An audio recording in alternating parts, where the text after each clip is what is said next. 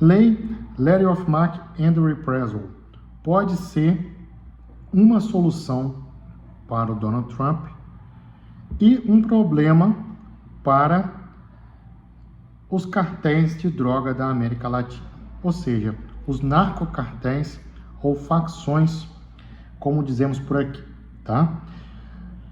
Uma das últimas decisões do presidente dos Estados Unidos, Donald Trump, ele classificou as facções e os cartéis de droga da América Latina, né, de outros locais também do mundo como grupos terroristas. Essa classificação abre um precedente para a intervenção dos Estados Unidos contra essas facções no Brasil e na América Latina. Mas isso não pode acontecer da maneira que nós estamos acostumados a ver pelo mundo. Por quê? Diferente do que a gente pensa, vai ver pessoa do FBI, da CIA, Exército dos Estados Unidos, chegar no Rio de Janeiro, em São Paulo. Isso não vai acontecer, tá? Porque isso rompe com vários acordos diplomáticos, várias leis internacionais que ferem a soberania nacional de vários países da América Latina. Então isso não vai acontecer só porque o Trump quer combater o narcotráfico de uma maneira diferente. Voltando ao assunto dessa lei que eu acabei de dizer ali. Essa lei significa carta de corso, tá?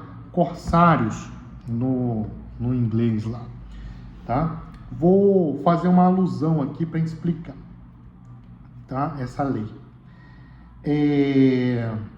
Na Inglaterra, há mais de 100 anos atrás, século XIX, né? Na verdade, bem mais de 100 anos atrás, né? A Inglaterra tinha problemas com a Espanha, tá? Com o Império Espanhol, certo? Enquanto a Espanha colonizava países da América Latina, por exemplo, precisava transportar o ouro da América Latina até a Europa. Nesse intervalo de espaço ali, o governo britânico, que era inimigo do governo espanhol, permitia que piratas britânicos atacassem a coroa espanhola, roubassem seus bens e conseguissem legalizar esses bens lá na Inglaterra. Ou seja, isso economizava os custos de guerra naval entre a Marinha Britânica e a Marinha Espanhola. Por quê? Ou seja, teoricamente era uma maneira do governo, ou seja, o governo que eu falo naquela época, Império Britânico, né? Ou seja, o Império Britânico, em vez de gastar dinheiro investindo nas suas navegações, ele podia deixar a sua navegação para uma outra coisa, e os piratas britânicos atacavam os espanhóis, atrapalhando eles, facilitando a vida dos militares da Marinha Britânica. Beleza? Ponto.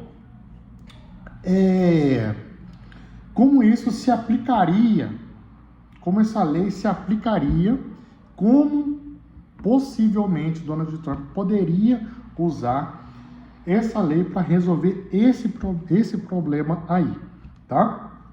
Como o presidente ou os Estados Unidos não pode intervir diretamente no Brasil, ele pode intervir de maneira indireta, através da autorização de grupos privados, tá? De militares privados, que existem dentro dos Estados Unidos e no mundo todo, ou seja, mercenários que atuam em guerras no Oriente Médio, na Ucrânia, em outros locais do mundo. Se os Estados Unidos der autorização para que essas pessoas, para que esses grupos, tá? Que são grupos civis, né? Ou seja, são ex-militares, a grande maioria são ex-militares que serviram a alguma força armada em algum lugar no mundo, inclusive brasileiros, tá? Que tem que formam grupos militares ou paramilitares e atuam como mercenários em guerras ou que atuam em serviço de segurança privada no próprio Estados Unidos, tá?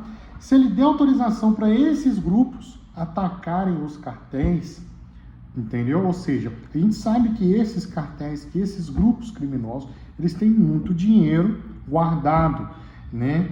Guardado em ouro, em outras coisas. Se esses grupos privados atacarem os cartéis, roubar o dinheiro deles e conseguir legalizar ele na América, entendeu? Ou seja, pode ser um problema muito grande para quem pertence a esses grupos e é uma maneira dele combater o narcotráfico de maneira indireta, sem interferir na autodeterminação dos povos, sem interferir na soberania nacional de outros países. Em contrapartida, os caras que se arriscarem a fazer isso, eles podem chegar no Brasil e tomar ferro tanto da polícia do brasileira, do exército, tanto dos criminosos brasileiros também. Isso vale para a Colômbia, né, para os cartéis da Colômbia, da Venezuela, de outros países da América Latina, da América Central também, do México, entendeu? Eles correm o risco de entrar lá, tentar roubar o dinheiro dos caras e se ferrar.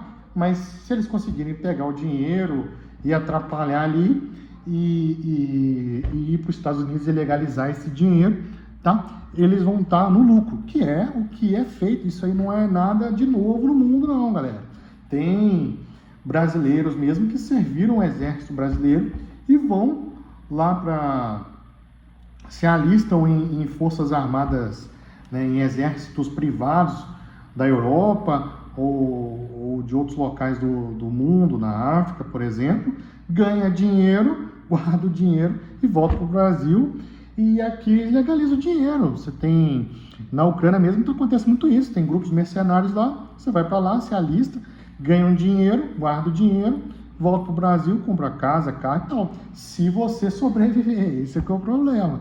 Enfim, é uma alternativa que pode ser usada, entendeu? De maneira indireta, beleza?